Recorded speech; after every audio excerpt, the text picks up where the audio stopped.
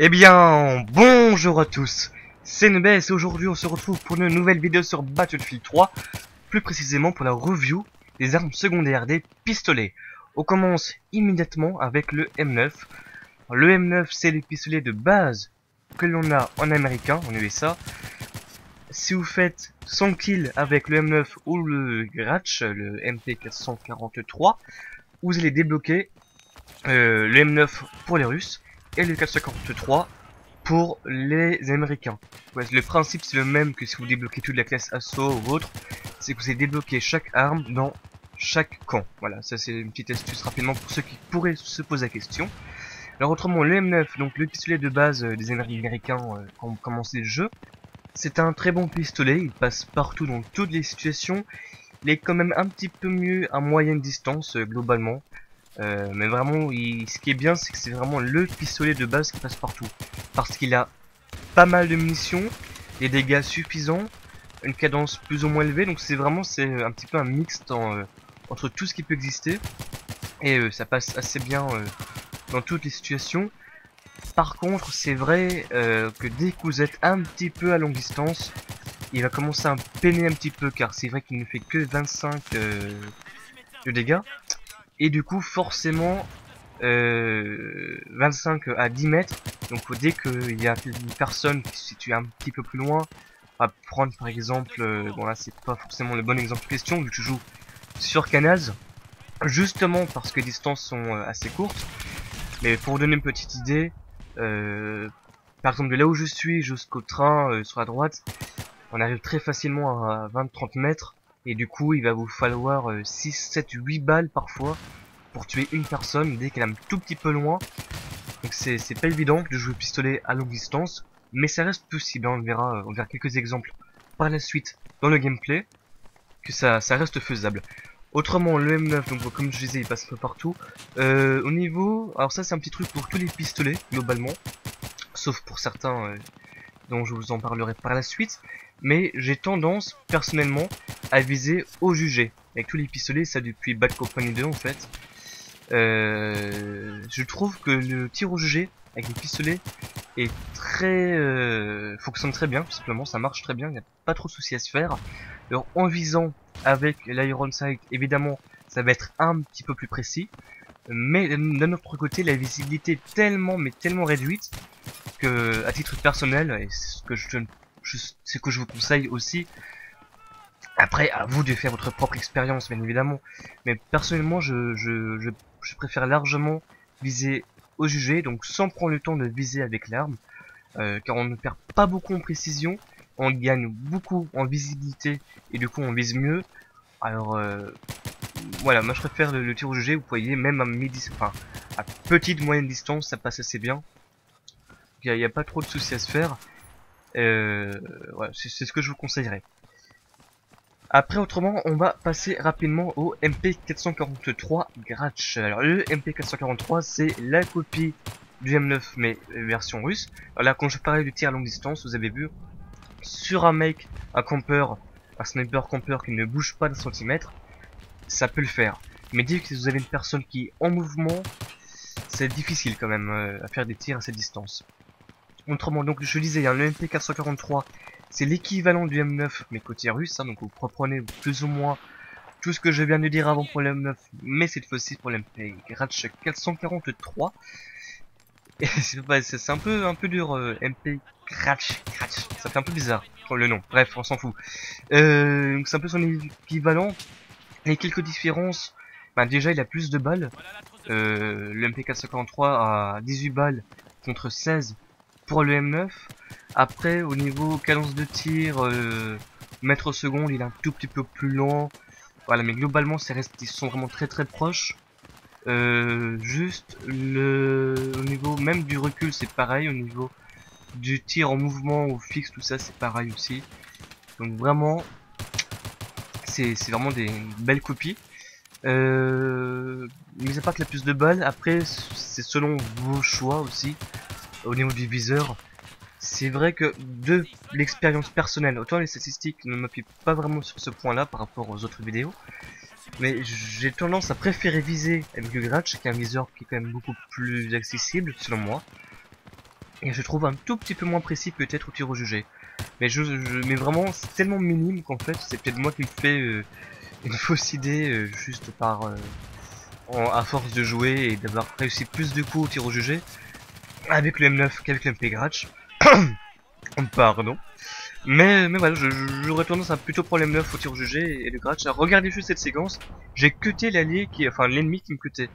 Alors là je vous renvoie directement au truc astuce sur le cut où je vous apprends ça, le couteau du dragon. Autrement pour tout ce qui est silencieux, là on peut voir que je prends le MP443 silencieux. C'est vrai qu'on a le silencieux, la tactical lampe sur certains pistolets. La tactical va faire un petit peu noob pour certains, ils vont dire que c'est noob. Mais très franchement, la tactical je vous la conseille à 200%, globalement. C'est vrai que dans cette partie, je joue en non-pistolet. Alors c'est pas un non-pistol serveur non-pistol, c'est juste que vu que vous avez été très nombreux à me rejoindre et je vous en remercie tous, vraiment, d'ailleurs si vous voulez me rejoindre, quand parfois je fais des petits films comme ça, je vous conseille de me suivre sur Twitter et Facebook, comme ça je vous annonce quand est-ce que je rejoins un serveur. Et en fait vous avez été très nombreux pour m'aider dans ma quête de filmer des bandes séquences au pistolet, vous avez été très nombreux à vous-même jouer au pistolet, histoire d'être de fair play.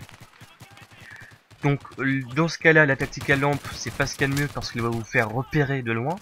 Même si encore, étant donné que cette map est très éclairée, ça passe. On passe rapidement au G17, mais je finis ce que je voulais dire. Mais globalement, en partie normale, vous jouez avec vos armes principales. Quand vous allez switcher sur votre pistolet, c'est très certainement en cas d'urgence. Soit vous n'avez plus de balles, ou devez continuer à achever un kill, etc. Et donc dans ce cas-là, vous allez très rapidement vous retrouver à beau portant. Et donc si vous êtes à beau portant, la lampe tactique est fortement conseillée. Certains vont dire que c'est noob, mais bon, faut dire ce qui est, c'est quand même beaucoup plus efficace. Donc personnellement j'ai tendance à vous conseiller la lampe tactique si vous servez de votre arme secondaire vraiment comme une arme secondaire. Après si vous en servez uniquement pour faire de kills à part entière, dans ce cas là pourquoi pas plutôt prendre le silencieux ou de base ou avec le pied laser pour le G17 par exemple. Le G17C donc on passe à cette arme qui est un petit peu, c'est un peu comme le M9 et le MP443 puisqu'il a aussi 18 balles. Il fait aussi 25 de dégâts et 13,75 de loin. Il a aussi 400 de RPM qui se ressemble beaucoup avec le M9 et le MP443. Même si, moi personnellement, ce qui va faire que je ne l'apprécie pas trop, c'est son bruit. Alors pour vous, ça va peut-être paraître complètement idiot de vous dire que je me référence uniquement au bruit. Mais c'est vrai que le G17, il a un petit bruit de pistolet de fête foraine. Pof pof pof pof pof, ça fait un peu clochard. Moi je trouve ça un peu ridicule. J'apprécie pas spécialement son viseur aussi quand vous tirez avec le viseur enfoncé. Voilà, c'est pas mon préféré. Moi des trois premiers, je préfère le 443 très certainement. Même si j'apprécie beaucoup les M9. Celui-ci j'apprécie pas spécialement, mais faut avouer que à l'aide du laser pour faire du tir au jugé, il reste très efficace. Donc ça c'est plutôt sympa. Mais on a l'association de prise en main, elle est différente. Je sais pas trop comment expliquer ça. C'est un peu compliqué. Mais ouais, on a l'impression d'avoir un petit pétard, quoi, tout simplement. Mais alors qu'il reste largement jouable. Hein, ça, y a pas de souci à vous faire. D'ailleurs, le gameplay le démontre bien. Vous pouvez spammer votre touche très rapidement. Vous n'allez pas vraiment avoir de dispersion grâce au laser. Ça c'est plutôt une bonne chose. Après il faut s'habituer, ça c'est sûr. Attention quand même, ça n'a rien à voir, mais si vous jouez all-in pistolet, je vous conseille vraiment d'avoir l'atout munitions. Car sinon, vous allez manquer de munitions très rapidement au pistolet.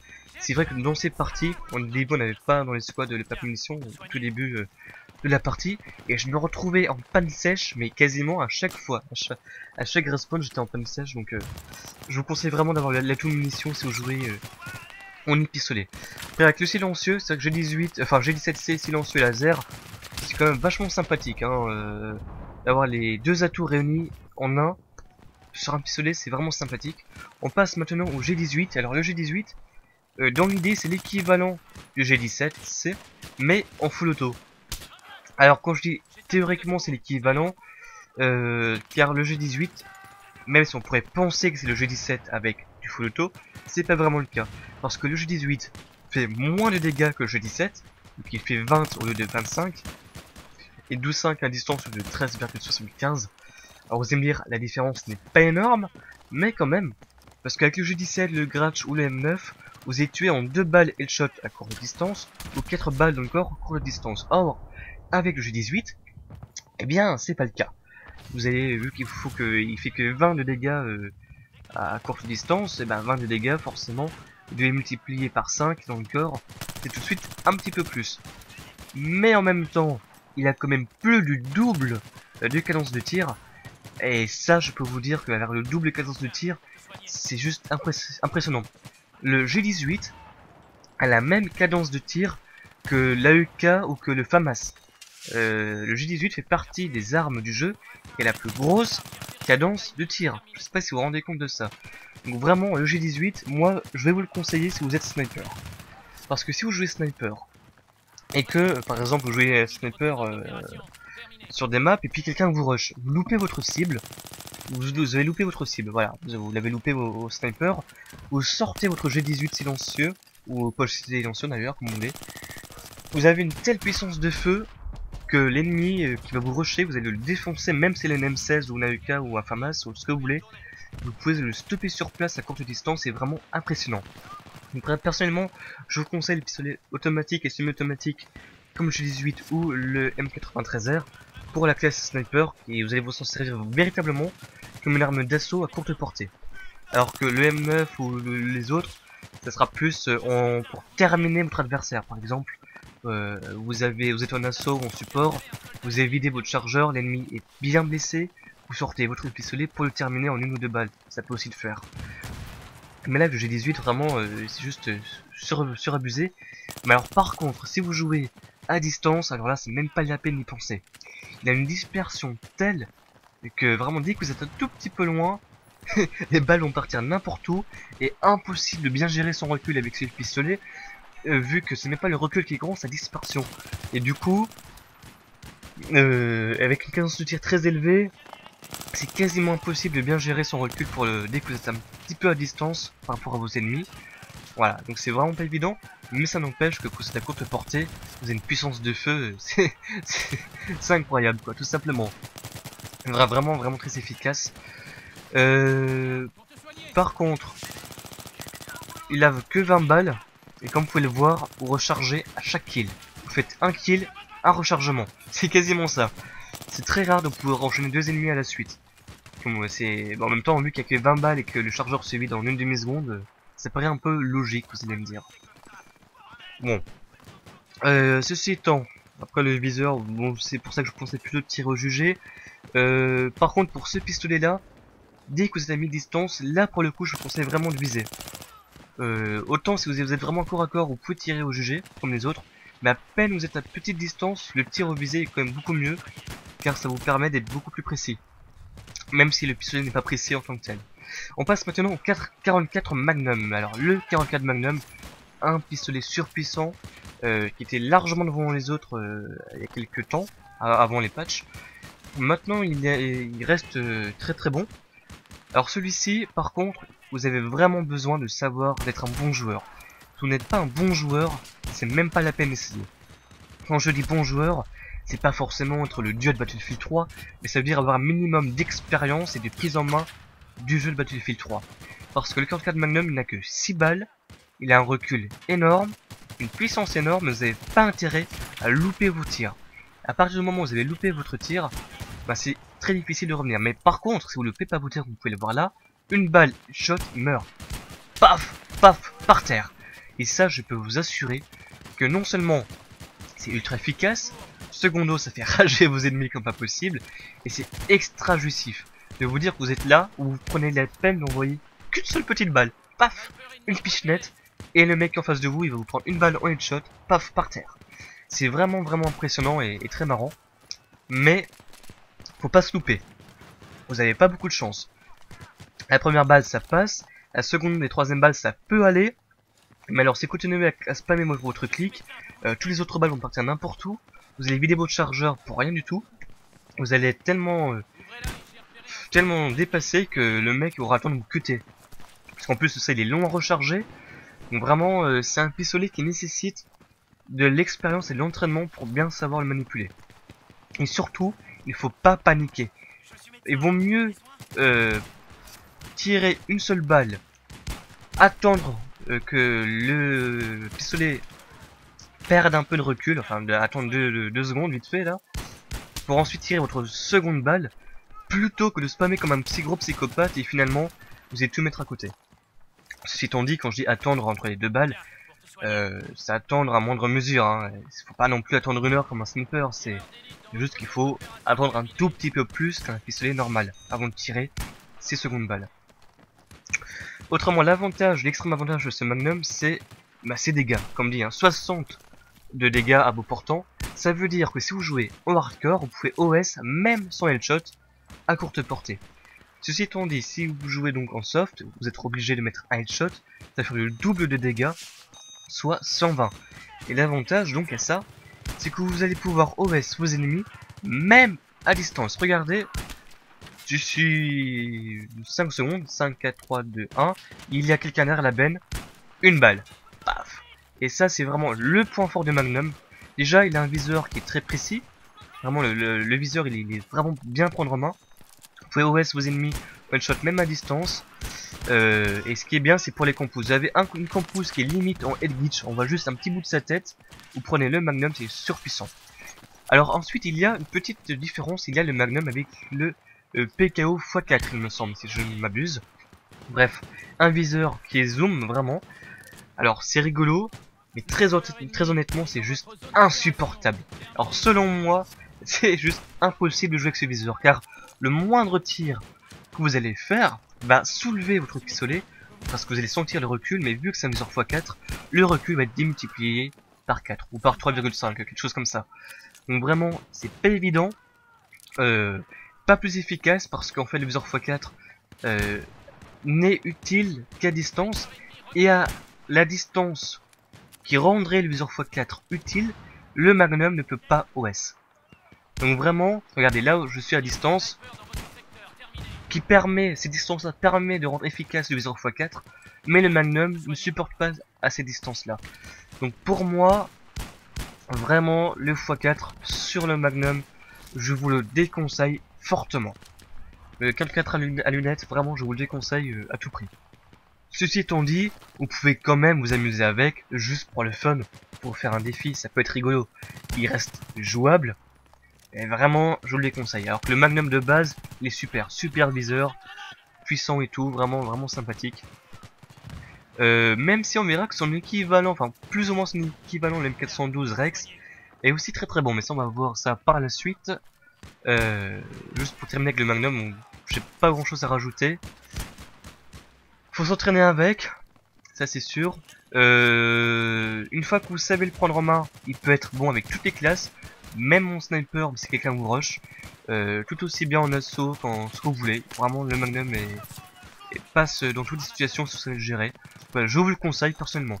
Ensuite on passe d'ailleurs, ce que je disais avant, au MP412 Rex. Alors, le MP412 Rex, c'est un petit peu comme le Magnum, en un petit peu mieux pour la courte portée.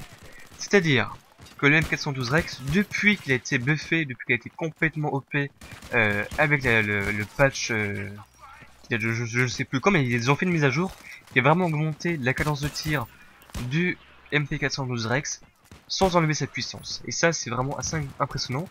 C'est-à-dire que le M412 Rex a fait 50 de dégâts, ok, de près, à 10 mètres. Et donc, ça veut dire que si vous visez la tête, avec le double dégâts, vous allez OS vos ennemis. Mais, donc ça c'est comme le Magnum, vous allez OS vos ennemis à bout portant en headshot, mais la différence c'est qu'il est beaucoup plus rapide.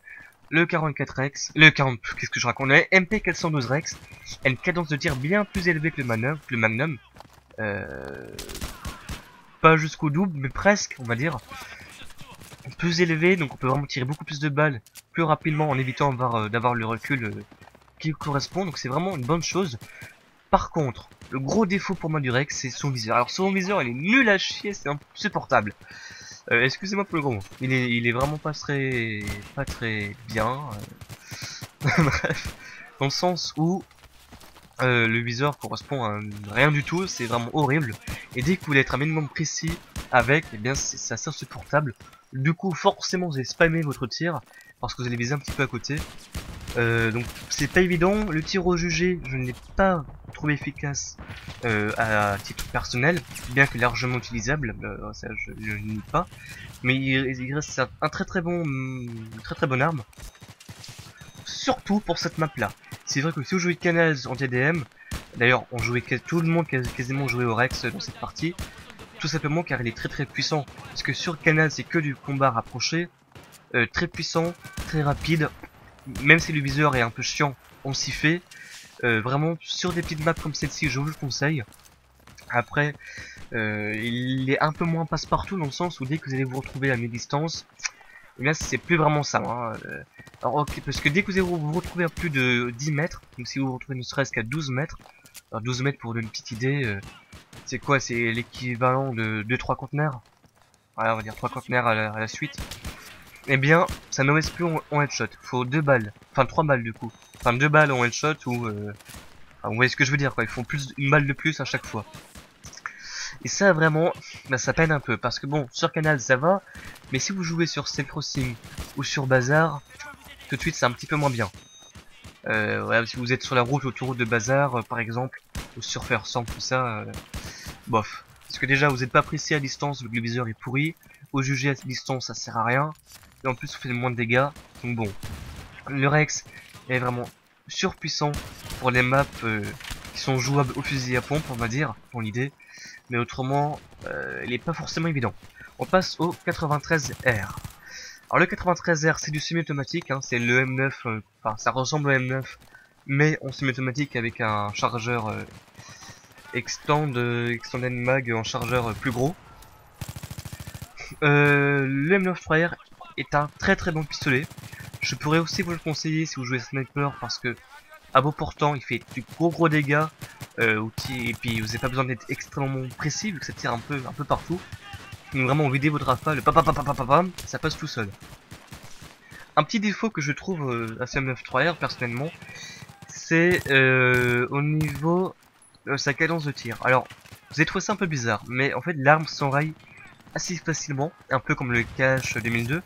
C'est-à-dire qu'en gros, hein, dans l'idée, vous allez pouvoir tirer 2 rafales instantanément, mais la troisième rafale va s'enrayer et va mettre un petit peu plus de temps à tirer. Alors que si vous tirez une petite rafale, ça sera plus performant que 2 rafales très rapides et une rafale un peu plus lente. Parce que le pistolet, en fait, quand vous tirez trop vite, le pistolet va s'arrêter un petit peu et vous allez pouvoir tirer juste un petit peu après. Du coup, il faut bien connaître son arme, ou bien il faut tirer 2 coups très rapides, mais alors qu'on vous êtes sûr d'avoir votre ennemi. C'est un peu du kit ou double. Soit vous tirez 2 trucs rapidement et faut absolument que vous l'ayez et vous l'OSC, soit vous jouez un peu plus sécurisé, on tire en 3 rafales un peu plus longues, enfin avec un peu plus de temps entre chaque rafale. Ça peut être très rapide quand même, hein, mais un tout petit peu plus de temps, ça peut aussi être efficace. Ceci étant, le M3 reste en dehors de cette petite particularité.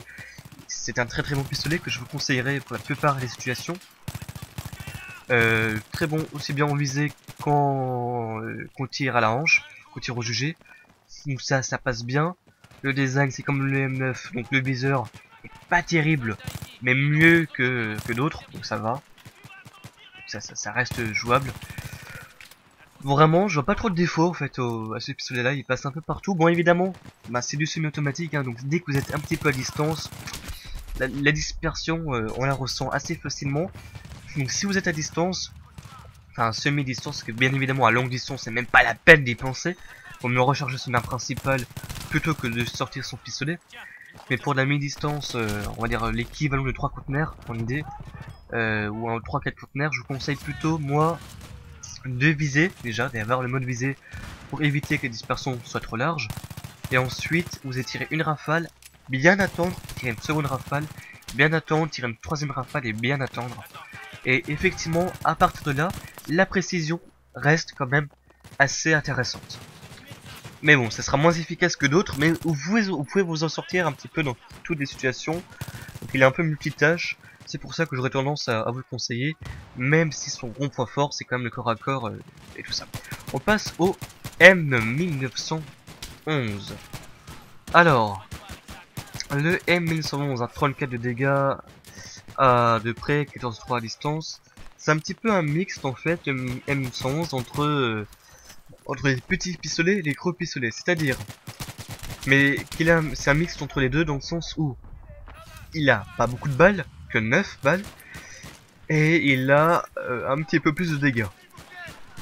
Mais je suis assez, je l'apprécie, il est pas mal. Surtout que moi, le M911, j'ai un petit peu un nostalgie de BC2, on va dire. Mais sur ce Battlefield 3, il est quand même pas excellent. Il reste très bon. Tous les pistolets sont bons, hein, d'ailleurs. Après, c'est aussi selon votre préférence. Hein. Moi, je vous dis ce que j'en pense. Le M911, il reste très bon, mais c'est pas mon préféré. Parce que son chargeur se vide beaucoup trop vite pour les dégâts qu'il fait. Il fait trop peu de dégâts pour son chargeur. Parce que, je veux dire, regardez, dégâts 34. Ça veut dire qu'il vous faut plus... Enfin, il peut pas OS en headshot. Il va vous falloir 2 balles dans le corps. Avec très courte distance. Sachant qu'en général, vous n'êtes pas toujours précis et qui tire assez vite. Vous êtes plutôt en mi-distance. Hop, votre chargeur, il sera vide quasiment à chaque fois. C'est un peu comme le G18, c'est du 1 kill, 1 rechargement. Et ce qui est un peu pénible aussi avec celui-ci, c'est qu'il faut recharger 2 fois. Une fois pour avoir 8 balles, une fois pour avoir 9 balles. C'est comme le truc astuce que je vous ai montré il y a quelques jours à peine. Du coup, c'est un petit peu embêtant. Moi, ça me saoule un peu de devoir recharger à chaque fois pour un pistolet. Parce que faire un double rechargement pour le pistolet, plus l'arme principale, plus tout ça... Ouais, c'est galère quoi. Franchement, c'est galère. Il est assez précis quand même, ça va. Ce qui est bien, c'est que sa cadence de tir remonte un peu son faible niveau de munitions. Mais ouais, moi, je l'apprécie pas plus que ça. J'ai fait des très jolis coups avec, mais honnêtement, il est pas évident. Ce qui peut être efficace, en fait, c'est de le prendre pour terminer un sniper. C'est-à-dire, si vous avez fait un hit marker au snipe, sortir les M111 pour terminer au sniper, un peu comme à la BC2 style, ça peut être une idée, mais même moi c'est pas mon kiff. Après, là il peut être éventuellement efficace, mais ça je ne l'ai pas testé, mais j'en déduis assez rapidement. C'est en hardcore, vu qu'il fait 34 de dégâts, ça veut dire que en hardcore il peut OS en headshot, donc ça peut vraiment être pas mal. Une sorte de 44 Magnum en plus puissant et en plus rapide pour du hardcore, pourquoi pas. Ça peut être une idée, à voir. Mais bon, sinon je te conseille pas plus que ça. En tout cas, le tactique, bien évidemment, toujours. En tout cas, j'espère que cette vidéo vous a plu, parce qu'on touche déjà à la fin, mine de rien, ça passe assez vite. J'espère que ça vous a plu, n'oubliez pas de laisser un petit j'aime si ça vous a effectivement plu, un commentaire, partager votre avis. Moi, je vous dis bye bye, et à la prochaine.